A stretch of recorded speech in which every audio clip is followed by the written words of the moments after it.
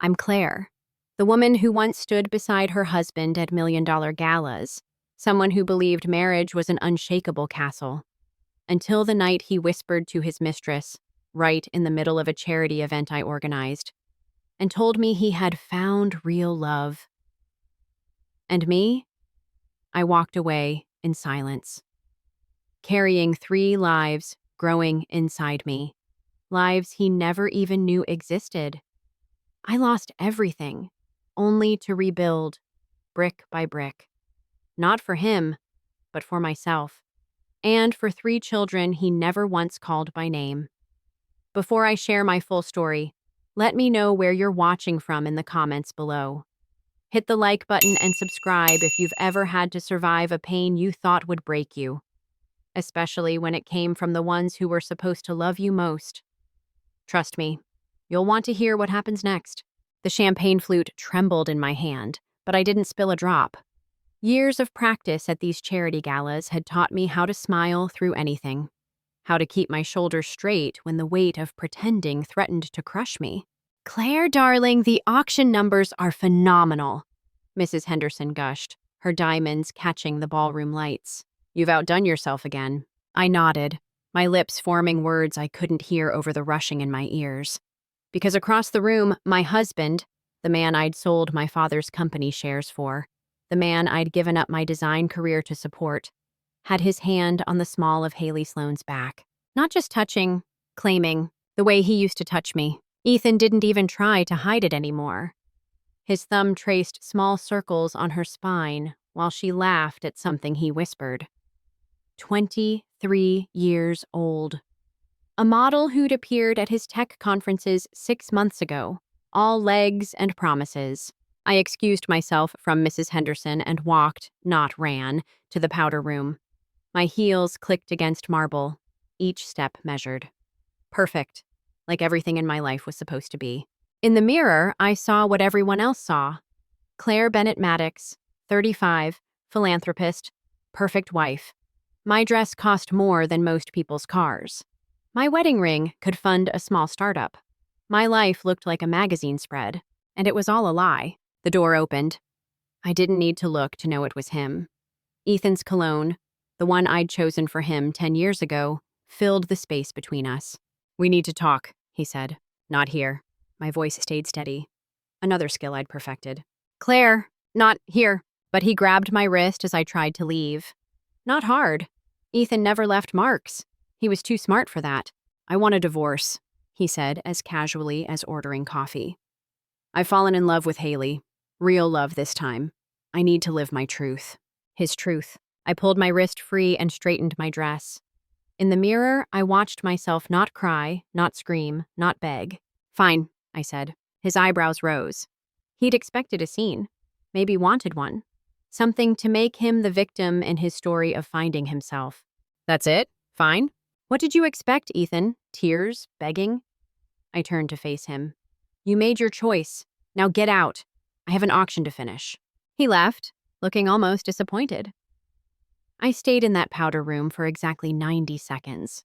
Long enough to breathe, not long enough for anyone to notice. Then I walked back to my gala, to my guests, to the life I'd built for a man who'd just demolished it with 5 words.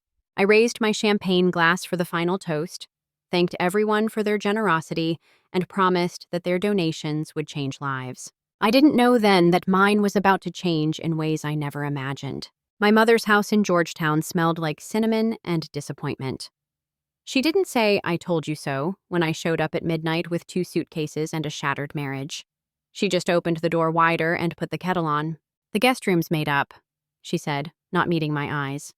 We'd never been good at the messy emotions.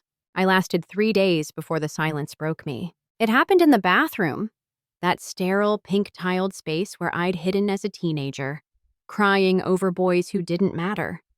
Now I was 35, hiding again. Except this time the pain felt like drowning from the inside out. The room spun. My knees hit cold tile. Then nothing. I woke up to the harsh fluorescent lights of Georgetown General's emergency room. My mother sat in the plastic chair beside my bed, clutching her purse like a weapon. "You fainted," she said. "Dehydration, they think, and stress." The doctor, young, tired, kind, ran tests, blood work, urine sample, the usual dance of modern medicine. I stared at the ceiling tiles and counted the holes. 64 in the tile directly above me. Mrs. Maddox? The doctor returned with a strange expression. Can we speak privately? My mother huffed, but left. The doctor pulled the curtain closed and sat on the rolling stool. You're pregnant, she said gently. About 8 weeks. The world tilted again, but I stayed conscious this time. That's not, I can't be. There's more. She paused, watching my face. It's triplets.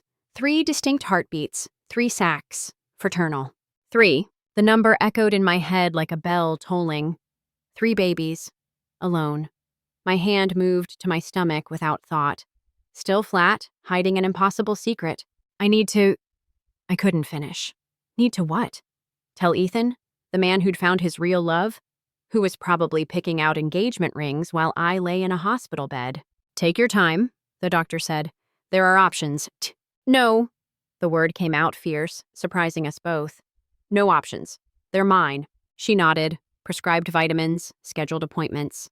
Medical efficiency in the face of my life exploding again. I didn't tell Ethan. Didn't take his calls, all 3 of them, about divorce lawyers and asset division. Deleted my social media. Let his world spin on without me while I grew 3 tiny worlds of my own. My phone buzzed one night with an email from an unknown address. He did it to me too. Coffee? Layla Chen. Attached was a photo. Ethan at a startup conference 3 years ago. His arm around a young woman with sad eyes. The same possessive touch. The same practiced smile. I met Layla at a diner on the outskirts of Austin. She was 28 now, working in marketing, rebuilding after Ethan had recruited her fresh from college, promised her the world, then discarded her when someone younger came along. He picks us carefully, she said, stirring sugar into black coffee. Smart, ambitious, but somehow vulnerable, easy to isolate. How many? That I know of? 4 before you? Probably more. We sat in that vinyl booth until the coffee went cold, sharing stories that sounded like echoes. The same patterns. The same slow erosion of self, the same devastating ending. I didn't tell her about the babies. Not yet. But when I got home that night, I placed my hand on my still flat stomach and made a promise. You 3 will never know that kind of calculated cruelty. Never. The apartment in East Austin was a far cry from my Riverdale mansion. 600 square feet, windows that stuck, neighbors who fought at 2 a.m. But it was mine. Paid for with the last of my personal savings, the money Ethan hadn't known about. I started writing at 3 a.m. when sleep wouldn't come. My laptop balanced on my growing belly, words pouring out like blood from a wound. Today, I'm nobody. Yesterday, I was somebody's wife. Tomorrow, I'll be somebody's mother. But right now, in this suspended moment, I'm learning who I am when I'm just me. I called the blog The Rebuild. Anonymous. Raw. No pretty filters or inspirational quotes. Just the truth about starting over when your life has been demolished. The first post got 12 views, the second 40. By the 10th, women were finding me, commenting, sharing their own stories of betrayal and rebuilding. He left me for his secretary. Classic, right? Taking the house feels like a hollow victory when I rattle around in it alone.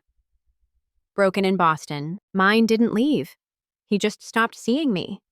I became furniture in my own marriage. Invisible in Indiana. My design skills, dormant for years, woke up hungry. I created an online course, Redesigning Your Space, Reclaiming Your Life. Simple premise. Your external environment shapes your internal world. Change one, change both. The first student was Miranda from Phoenix, 42, psychologist, divorced after finding her husband with a patient. I haven't changed anything in my house in 5 years, she wrote. It's like I'm living in a museum of my old life. We started with her bedroom, painted over the beige with deep teal, replaced the wedding photos with her daughter's art. Small changes that meant everything. More women joined. Sarah from Seattle, rebuilding after financial abuse. Jennifer from Jacksonville, whose ex stalked her through smart home devices until she learned to reprogram them herself. Amy from Albuquerque, starting over at 53. My belly grew. The babies rolled and kicked during late-night sessions. 3 distinct personalities already. One always hiccuping, one dancing at midnight, one who seemed to punch whenever I ate spicy food. Miranda became more than a student. During a video call, she noticed me unconsciously rubbing my stomach. "How far along?" she asked gently. I froze. My camera only showed shoulders up. I'd been so careful. "I'm a psychologist," she said. "And a mother. I know the gesture." So I told her. Everything. The triplets, the terror, the determination to do this alone. "You're not alone," she said firmly. "I'm licensed in Texas too. Let me help you prepare. No charge. Consider it paying forward what you've given me." Our sessions shifted. Design became therapy, became preparation.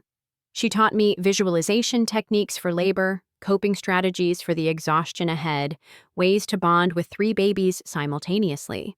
"You're grieving," she said one night. "Not just the marriage, the life you planned, the partner you thought you'd have for this. That's normal." "I don't have time for normal," I replied, watching my belly ripple with movement. "I have 3 humans to grow." "You have time for both," she said. Healing and growing aren't opposites. They're partners. The community grew. Women rebuilding, reshaping, refusing to disappear. We shared resources, victories, setbacks. Someone always awake at 3 a.m. when the darkness felt too heavy. I still didn't use my real name. Wasn't ready for Ethan's world to find me. But Claire, the perfect wife, the charity hostess, the woman who smiled through betrayal, she was gone. In her place, someone harder. Someone about to become a mother times 3. The contractions started at 29 weeks, 6 days. I was filming a course module about creating sanctuary spaces when the first one knocked me to my knees. "Not yet," I whispered to my belly. "Please, not yet." But babies don't negotiate. The ride to UT Medical blurred into lights and sirens. Someone held my hand. My mother, appearing from nowhere like mothers do when you need them most. The doctor spoke in code over my head. Magnesium drip, steroid shots, words that meant too early, too dangerous, too much. "We need to take them," Dr. Martinez said, her eyes kind but firm. "Their heart rates are dropping." The OR felt like another planet. Cold, bright. My body shook from drugs and fear while they prepped me. Somewhere beyond the drape, my babies were being lifted into a world they weren't ready for. "Baby A boy," someone called. Leo. I'd already known. The one who hiccuped constantly. "Baby B girl." Mira, my midnight dancer. "Baby C." Pause. Too long. "I need suction here, now." Silas, my quiet one. Too quiet. He's not breathing. Starting compressions. The room exploded into controlled chaos. My baby, one of my babies, wasn't breathing. 40 seconds. 50. The longest minute of my existence. Then a cry. Thin, angry, alive. They whisked them away before I could see more than glimpses. So small. Impossibly small. Bird bones and translucent skin. The NICU became my universe. 3 isolates in a row. Leo, 2 pounds 8 ounces. Mira, 2 pounds 5 ounces. Silas, barely 2 pounds. I lived in that uncomfortable chair between their beds. Learned the language of preemies, Brady's and Desats, feeding tubes and Biley lights. Kangaroo care became my religion. Their tiny bodies on my chest, skin to skin, my heartbeat telling them stay, stay, stay. "They're fighters," the night nurse Carmen told me. Especially the little one. Gave us a scare, but look at him now. Silas had wires and tubes, but his hand, impossibly small, gripped my finger with surprising strength. I wrote blog posts by their isolates, one thumb typing while the other hand rested on whichever baby needed touch. The community rallied. Preemie clothes arrived from Invisible in Indiana. Freezer meals from Broken in Boston.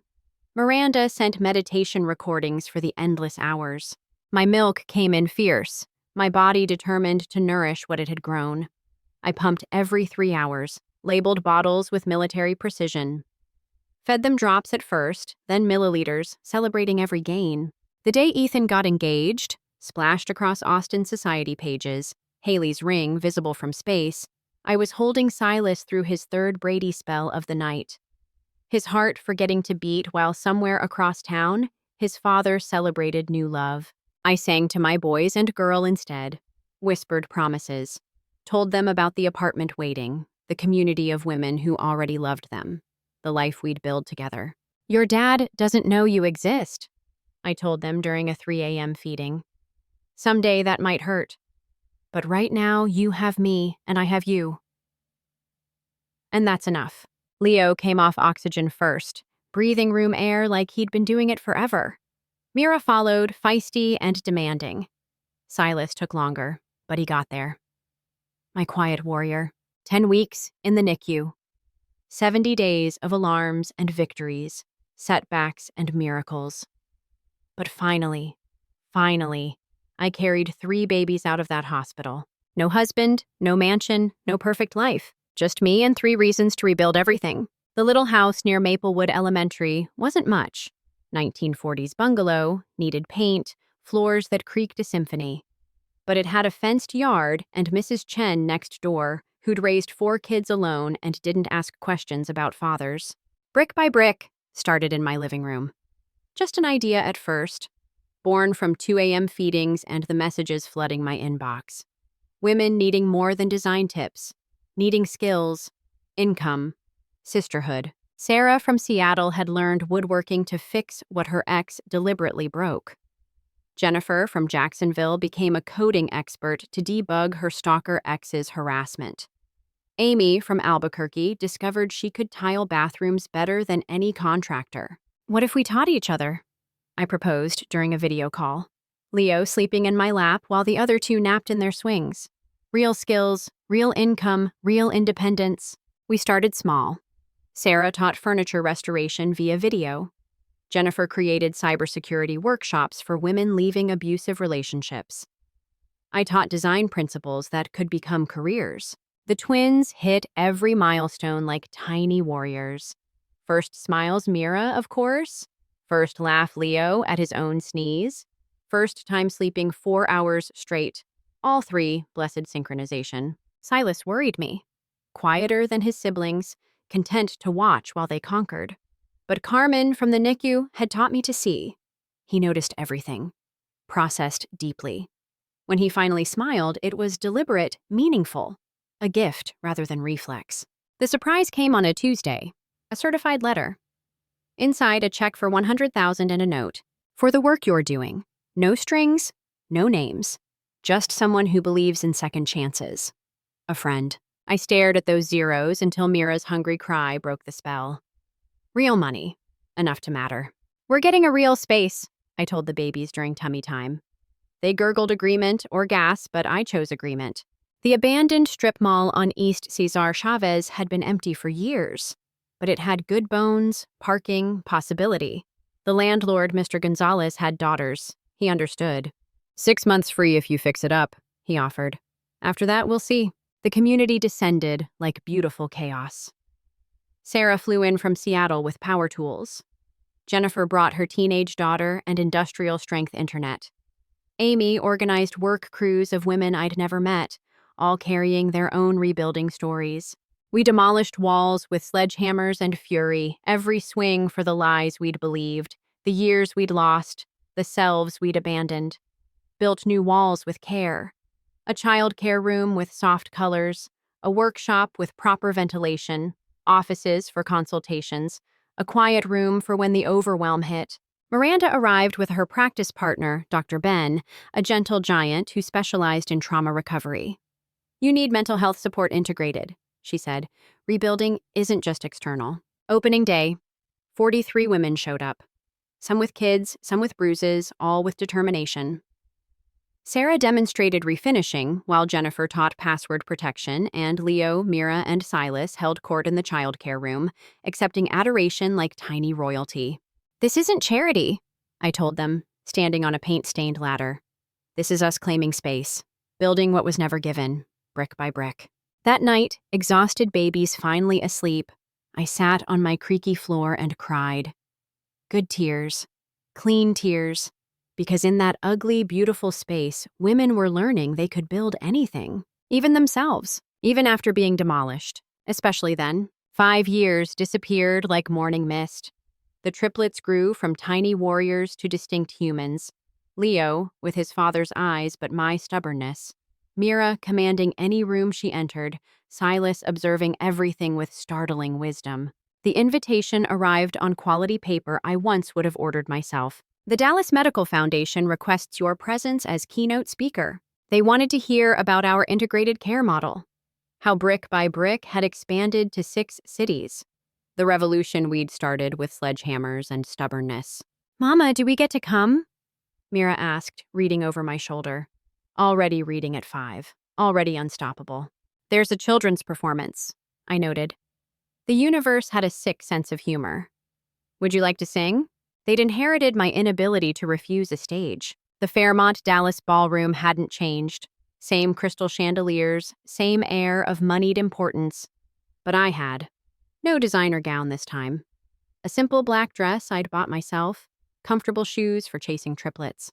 15 minutes until the children's performance, the coordinator chirped. I knelt to adjust 3 tiny bow ties and 1 sparkly dress. "Remember, look for Mama in the audience. I'll be right there." "We know," Silas said solemnly. "You're always there." My throat tightened. Always. Even when it meant working until dawn. Even when exhaustion made my bones ache. Always. The children filed on stage. My 3 among 20 others from the Foundation's early education program. The music started. Some forgot words. Some forgot to sing entirely. Silas stood frozen until Mira grabbed his hand, then his sweet voice joined in. But Leo sang like the words were written in his DNA. Clear, confident, a 5-year-old who knew he belonged anywhere he chose to stand, just like his father. The resemblance hit others too. I saw the ripple of recognition through the Dallas medical elite. Whispers behind programs, eyes tracking from stage to where I stood, to where Ethan stood. He'd aged well. Money did that. Haley glittered beside him, diamond wedding ring catching the light. But his face as he stared at Leo. He knew. The children finished to enthusiastic applause.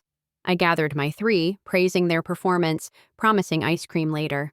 Tried to disappear into the crowd. Claire, his voice hadn't changed. Still commanded attention. Still expected compliance. I turned slowly. Children clustered against my legs. Ethan, his eyes catalogued them hungrily. Leo's familiar features. Mira's defiant chin. Pure Bennett genetics. Silas, smaller than his siblings, watching with those 2 wise eyes. "These are—" he couldn't finish. "My children," I said firmly. "Leo, Mira, and Silas. Say hello to Mr. Maddox." 3 small hellos. Mira suspicious. Leo curious. Silas silent. "Can we talk?" Ethan's voice cracked. "Privately?" I glanced at Haley, frozen like an expensive statue, understanding dawning.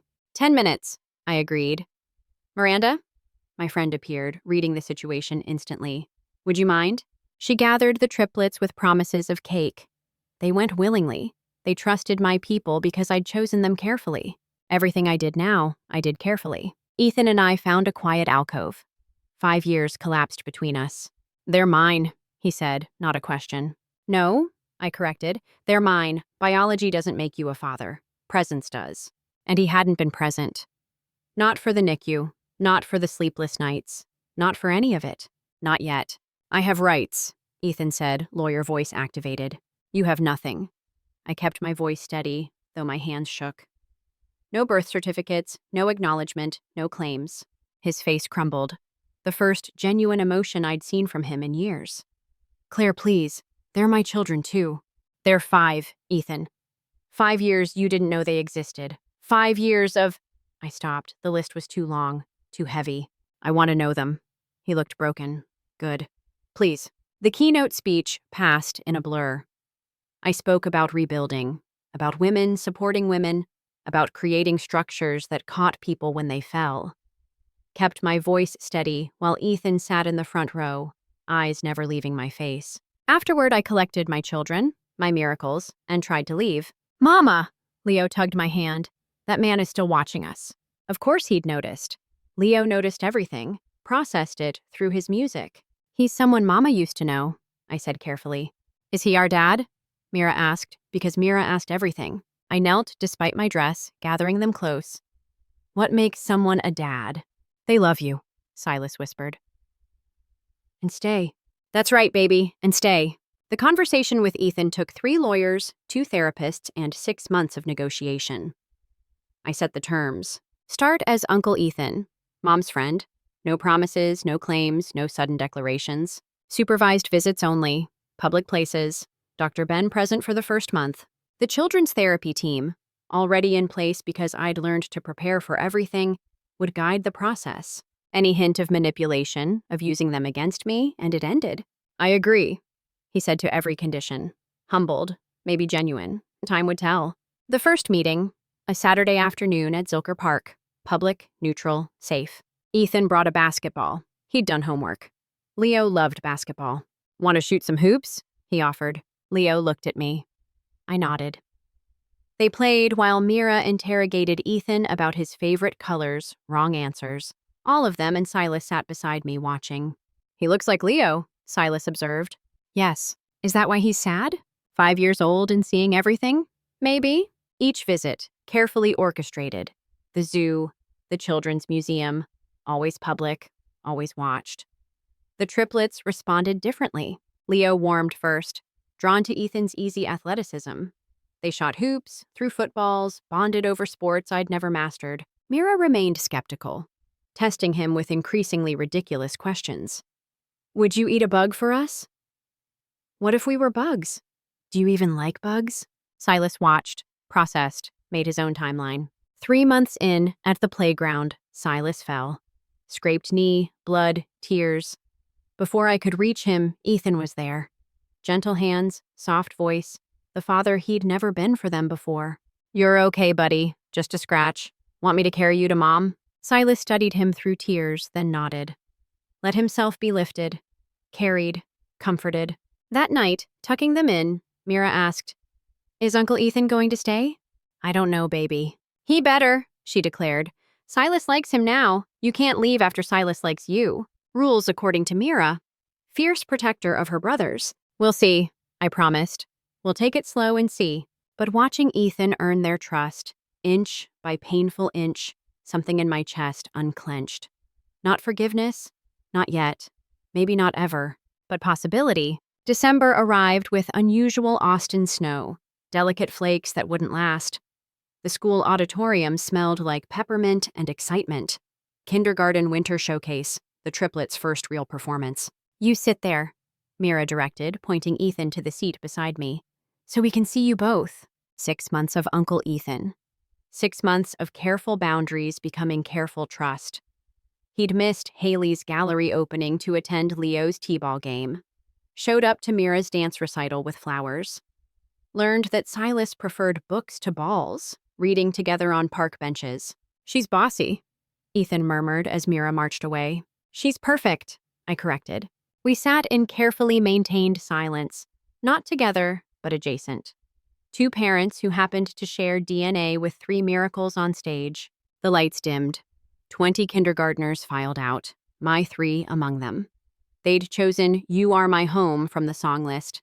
Mira's idea, she'd informed me. Because homes weren't just houses. They sang with 5-year-old enthusiasm, some shouting more than singing.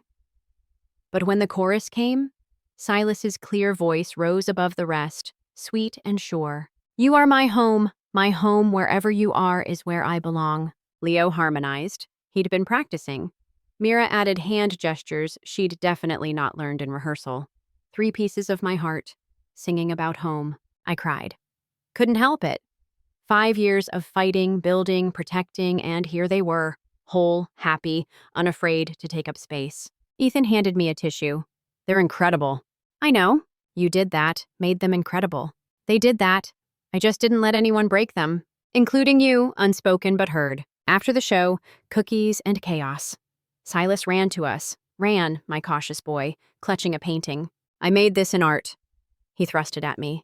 Construction paper, crayon, beloved. It's our family. 5 figures. 3 small, 1 medium, me. And 1 tall figure, slightly apart but clearly included. That's Uncle Ethan, Silas explained. He's not in our house, but he's in our family. Ms. Rodriguez says families come in all shapes. Ethan made a sound. Grief, maybe. Recognition of all he'd missed. Good. Let him grieve. I'd grieved plenty. Can I keep this? He asked Silas. Silas considered. Okay, but I can make another one. With you closer next time. Next time. Walking to the parking lot, Ethan caught my arm gently. Thank you. Don't thank me. Thank them. I mean it, Claire. Thank you for letting me try. For not poisoning them against me. For being the parent they needed. The person you've become. He stopped. I was an idiot. Yes. I'm sorry. Deeply. Uselessly. Doing duty ceiling, but sorry. I looked at him. Really looked. Saw regret. Growth. The better father he was becoming because he had to earn it. I know, I said. Not forgiveness. Not yet. But acknowledgement. The triplets piled into our car, chattering about cookies and performances and whether it would snow again. Ethan stood at his car, watching us with naked longing. Bye, Uncle Ethan, 3 voices chorused. Dad, Silas added quietly. Testing the word. Bye, Dad. Ethan's face crumpled. Mira noticed everything. Of course she did. You can be dad sometimes, she declared. When you earn it. Rules according to Mira. Still protecting. Still fierce. I drove home thinking about second chances. About suns that rise twice. About families built from ashes and determination and the strange alchemy of letting go. Not all love survives its first form. But sometimes something new grows in the ruins. Something harder. Something more honest. Something that might last.